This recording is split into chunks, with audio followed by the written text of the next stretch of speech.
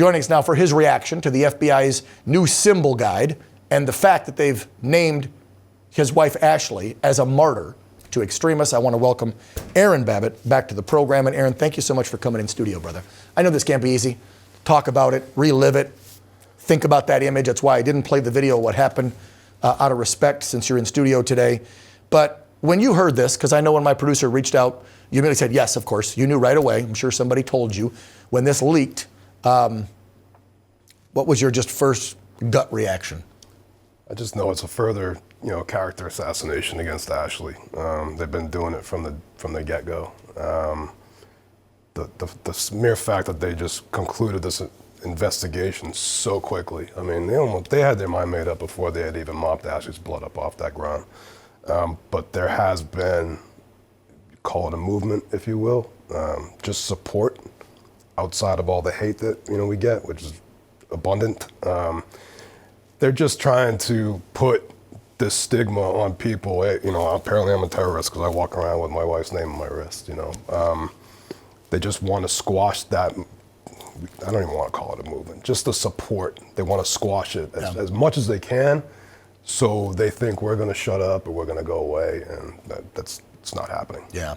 Aaron, nobody knows you but you and what's inside your head and your heart.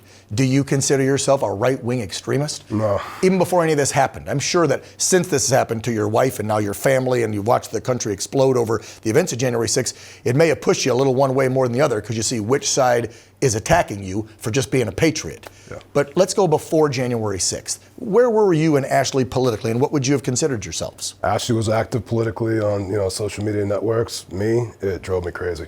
I was so annoyed by it. You didn't pay attention. I can't stand the constant back and forth, and everybody thinks that one side's for them and one side's for the other. And American people know at the end of the day when they're acting like they're fighting on TV, they go into their back rooms of the Capitol and drink cognac and smoke cigars together and laugh at us. And that's you got it. God honest truth. They do. We know this. That's exactly it. That's why you hear me on this program a lot, Aaron, and I know you watch, that I rip Republicans as much as Democrats. Yep. Because, and again, I'm not saying they deserve it as much as Democrats today especially, but when it comes to the two-party system and what's happening in that swamp, that's exactly right. They don't have our best interest. And now we know the agencies don't either. And I would hope, if we went back 20, 30, 40 years, maybe some of those agencies, yes, there's always been corruption, but not as bad as it is today, where we can't even look at the FBI and go, I remember being a kid, I don't know about you, but I thought it'd be cool to be a G-man and wear the suit around and like, law and order, right? I'm an FBI agent.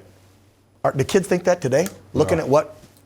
No, I can remember actually during a career day back in early, junior high school, just like you're talking, we had an FBI agent in there and everybody's just, jaws open. Yeah. Oh my God, we have an actual FBI agent here.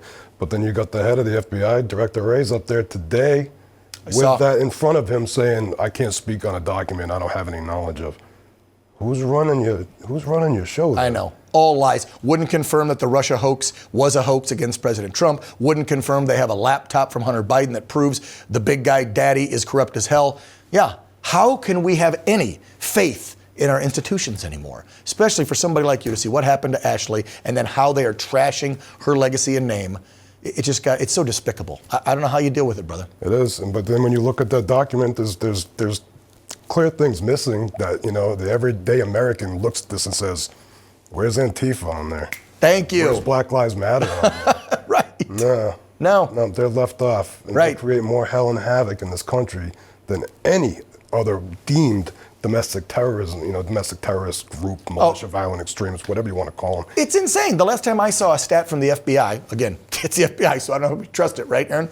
But when it came to right-wing extremists, KKK type members, whatever, the last time I saw a study a couple years ago, it said there was like 7,000 or 8,000 known members in a nation of 330 million. I guarantee you there's more 6,000 or 7,000 wacko crazy leftists that belong to Antifa and BLM that committed acts of violence during the summer of love. Yeah. But like you said, they're not on the list. They're not on the list. And they're not going to be on the list because they are the lapdog of the left. Yeah. They want them to go out and create havoc. They want them to go out and cause chaos. And, so one of these days it's all going to come out that they were heavily, heavily involved in what happened at the Capitol that day. Well, it led to my wife's murder, inevitably.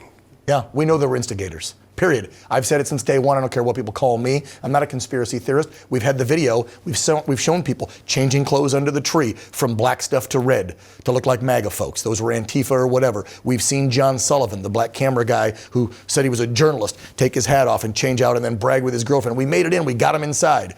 They were pushed. They were instigated. And there were FBI informants in that mix. Oh, yeah. I firmly agree with you. What do you want people to know about Ashli? I could talk about Ashli for days on end. You know, it would never end. From my personal standpoint, you know, everybody goes through their early life looking for that, what they think is that one perfect person. Nobody's perfect, but somebody's perfect for you. And I found her later in life. She just, every block I could check off with her, and we spent every waking, you know, we worked together, lived together. We were together all the time.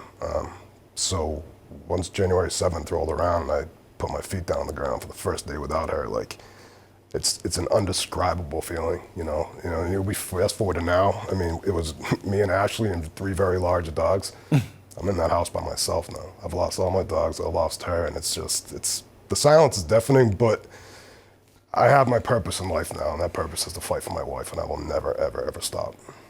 God bless you, brother. Thank you, Dan. Appreciate Keep it up.